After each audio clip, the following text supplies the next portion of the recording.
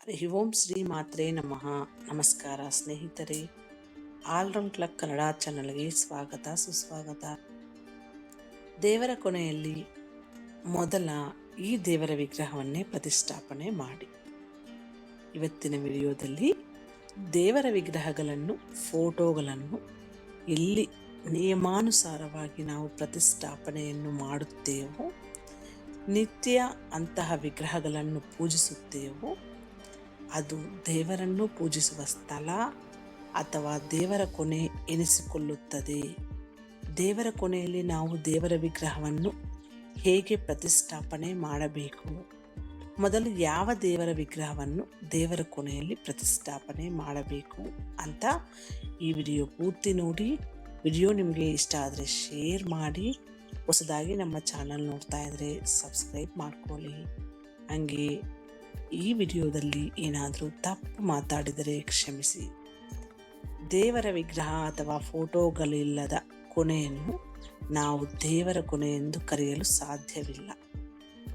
ದೇವರ ಕೊನೆಯಲ್ಲಿ ನಾವು ಕಡ್ಡಾಯವಾಗಿ ಒಂದಾದರೂ ದೇವರ ವಿಗ್ರಹ ಅಥವಾ ಫೋಟೋವನ್ನು ಇಟ್ಟುಕೊಂಡಿರಬೇಕು. ದೇವರ ಫೋಟೋವನ್ನು ಅಥವಾ ವಿಗ್ರಹವನ್ನು ಇಟ್ಟುಕೊಳ್ಳುವಾಗ ನಿಯಮಗಳು ಇರಲೇಬೇಕು.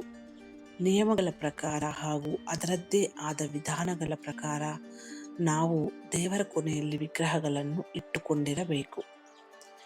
ನಾವು ದೇವಾಲಯಗಳಿಗೆ ಭೇಟಿ ನೀಡಿದಾಗ ಅಲ್ಲಿ ದೇವರ ವಿಗ್ರಹ ಅಥವಾ ಫೋಟೋಗಳನ್ನು ನೋಡುತ್ತೇವೆ. ಕೆಲವರು ದೇವಾಲಯದಲ್ಲಿನ ಅಂತಹುದೇ ವಿಗ್ರಹವನ್ನು ತಮ್ಮ ಮನೆಯಲ್ಲೂ ಇಟ್ಟುಕೊಳ್ಳಲು ಬಯಸುತ್ತಾರೆ. ನಾವು ನಮ್ಮ ಮನೆಯ ದೇವರ ಕೊನೆಯಲ್ಲಿ ದೇವಾಲಯಗಳಲ್ಲಿ ಇರುವಂತಹ ದೇವರ ವಿಗ್ರಹವನ್ನು ಇಟ್ಟುಕೊಳ್ಳಬಹುದೇ? ಇದಕ್ಕೆ ಸಂಬಂಧಿಸಿದ ಮಾಹಿತಿ ನೋಡೋಣ ಬನ್ನಿ. ಮೂರ್ತಿ ಎಲ್ಲದಕ್ಕಿಂತ ಮುಂಚೆ ಮೂರ್ತಿ ಸ್ಥಾಪನೆ ಅಂದರೆ ಏನು? ಅಂದರೆ ಮೂರ್ತಿ ಸ್ಥಾಪನೆ ಎಂದರೆ ದೇವರ ಅಥವಾ ದೇವತೆಗಳ ವಿಗ್ರಹ ಅಥವಾ ಫೋಟೋಗಳನ್ನು ಮನೆಯ ಒಂದು ಪ್ರತ್ಯೇಕವಾದ ಶುದ್ಧ ಸ್ಥಳದಲ್ಲಿ ಸ್ಥಾಪಿಸುವುದು ಆಗಿದೆ.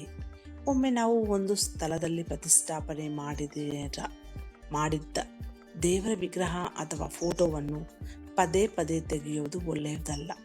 ಯಾಕಂದರೆ ದೇವರು ನಾವು ವಿಧಿವಿಧಾನಗಳ ಪ್ರಕಾರ ಪ್ರತಿಷ್ಠಾಪನೆ ಮಾಡಿದ ವಿಗ್ರಹಗಳಲ್ಲಿ ನೆಲೆಸಿರುತ್ತಾನೆ. ನಾವು ಈ ರೀತಿ ಪ್ರತಿಷ್ಠಾಪನೆ ಮಾಡಿದ ವಿಗ್ರಹವನ್ನು ಪದೇ ಪದೇ ತೆಗೆಯುವುದರಿಂದ ಅದರಲ್ಲಿನ ದೈವಿಕ ಶಕ್ತಿಯು ಹೊರಟು ಹೋಗುತ್ತದೆ. ಇಂತಹ ವಿಗ್ರಹಗಳನ್ನು ಮನೆಯಲ್ಲಿಡುವುದು ವ್ಯರ್ಥ.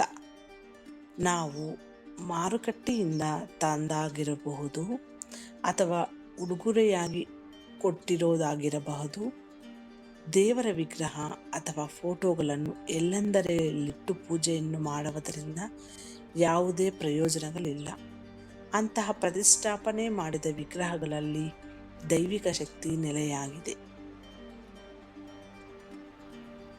ಅಂತಹ ವಿಗ್ರಹಗಳನ್ನು ಇಡುವುದರಿಂದ ಯಾವುದೇ ದೈವಿಕ ಶಕ್ತಿಗಳು ಅದರಲ್ಲಿ ನೆಲೆಯಾಗಿರುವುದಿಲ್ಲ. ಅಂತಹ ಪ್ರತಿಷ್ಠಾಪನೆ ಮಾಡಿದ ವಿಗ್ರಹಗಳಲ್ಲಿ ದೈವಿಕ ಶಕ್ತಿಗಳು ನೆಲೆಯಾಗಿದೆ ಎಂಬುದನ್ನು ಅರಿತುಕೊಳ್ಳುವುದು ಕೂಡ ತಪ್ಪಾಗಿದೆ. ದೇವರ ವಿಗ್ರಹ ಪ್ರತಿಷ್ಠಾಪನೆ ಮಾಡುವ ದಿನ, ಸಮಯ ಅಂದರೆ ದೇವರ ವಿಗ್ರಹಗಳನ್ನು ಪೂಜೆ ಮಾಡುವುದಕ್ಕಾಗಿ ಮನೆಗೆ ತರುತ್ತಿದ್ದರೆ ಅದನ್ನು ತರುವ ಮುನ್ನ ಪಂಡಿತರ ಬಳಿ ಶುಭ ಸಮಯ ಮತ್ತು ಶುಭ ದಿನವನ್ನು ನೋಡಿಕೊಂಡು ತರುವುದು ತುಂಬಾ ಮುಖ್ಯ. ಒಳ್ಳೆಯ ಸಮಯ ಮತ್ತು ದಿನದಂದು ದೇವರ ಮೂರ್ತಿಯನ್ನು ತಂದು ಮನೆಯಲ್ಲಿ ಪ್ರತಿಷ್ಠಾಪನೆ ಮಾಡುವುದರಿಂದ ಅದು ಪವಿತ್ರತೆಯನ್ನು ಪಡೆದುಕೊಳ್ಳುತ್ತದೆ. ಅಂತಹ ವಿಗ್ರಹಗಳನ್ನು ಪವಿತ್ರವೆಂದು ಪರಿಗಣಿಸಲಾಗಿದೆ. ಶುದ್ಧವಾದ ಸ್ಥಳದಲ್ಲಿ ನಾವು ವಿಗ್ರಹವನ್ನು ಪ್ರತಿಷ್ಠಾಪನೆ ಮಾಡಬೇಕು. ಅಶುಭ ಸಮಯ ದಿನದಂದು ಪೂಜೆಗೆ ವಿಗ್ರಹವನ್ನು ತಂದು ಪೂಜೆ ಮಾಡುವುದರಿಂದ ಅದು ನಮಗೆ ಅಶುಭ ಪರಿಣಾಮವನ್ನುಂಟು ಮಾಡುತ್ತದೆ, ನಕಾರಾತ್ಮಕತೆಯನ್ನು ಸೃಷ್ಟಿಸುತ್ತದೆ. ಯಾವ ದೇವರ ವಿಗ್ರಹವನ್ನು ಮೊದಲೇ ಇರಬೇಕು ಅಂದರೆ, ದೇವರ ಕೊನೆಯಲ್ಲಿ ವಿಗ್ರಹಗಳನ್ನು ಪ್ರತಿಷ್ಠಾಪನೆ ಮಾಡುವ ಮುನ್ನ ಆ ಸ್ಥಳವನ್ನು ಶುದ್ಧಗೊಳಿಸಬೇಕು. ಸ್ಥಳವನ್ನು ಪವಿತ್ರಗೊಳಿಸಿದ ನಂತರ ಅಲ್ಲಿ ಗಂಗಾಜಲವನ್ನು ಸಿಂಪಡಿಸಿ. ಮೊದಲು ದೇವರ ಕೊನೆಯಲ್ಲಿ ಗಣೇಶನ ವಿಗ್ರಹವಿಡಿ, ನಂತರ ಲಕ್ಷ್ಮಿಯ ವಿಗ್ರಹ ಇಡಿ. ಇದರ ಬಳಿಕ ನೀವು ನಿಮ್ಮ ಇಷ್ಟ ದೇವರನ್ನು ಅಥವಾ ದೇವತೆಯನ್ನು ಇಲ್ಲಿ ಪ್ರತಿಷ್ಠಾಪನೆ ಮಾಡಬಹುದು. ಪ್ರತಿಷ್ಠಾಪನೆ ಬಳಿಕ ವಿಗ್ರಹವನ್ನು ಹಾಗೆ ಬಿಡಬಾರದು, ಅದನ್ನು ನಿಯಮಿತವಾಗಿ ಪೂಜಿಸಬೇಕು. ದೇವರ ವಿಗ್ರಹವನ್ನು ಇಟ್ಟುಕೊಂಡ ಮೇಲೆ ಏನು ಮಾಡಬೇಕು ಅಂದರೆ, ಮನೆಯಲ್ಲಿರುವ ದೇವರ ಕೊನೆಯ ಈಶಾನ್ಯ ದಿಕ್ಕಿನಲ್ಲಿ ದೇವರ ವಿಗ್ರಹ ಅಥವಾ ಫೋಟೋವನ್ನು ಇಡಬೇಕು. ವಿಗ್ರಹವನ್ನು ಯಾವಾಗಲೂ ಒಂದು ಸ್ಥಿರವಾದ ಹಾಗೂ ಎತ್ತರದ ಪ್ರದೇಶದಲ್ಲಿ ಇಡಬೇಕು. ನೀವು ಪ್ರತಿಷ್ಠಾಪನೆ ಮಾಡಿದ ವಿಗ್ರಹವು ಪೂರ್ವ ದಿಕ್ಕಿನತ್ತ ಅಥವಾ ಉತ್ತರ ದಿಕ್ಕಿನತ್ತ ಮುಖ ಮಾಡಿ ಇರಬೇಕು.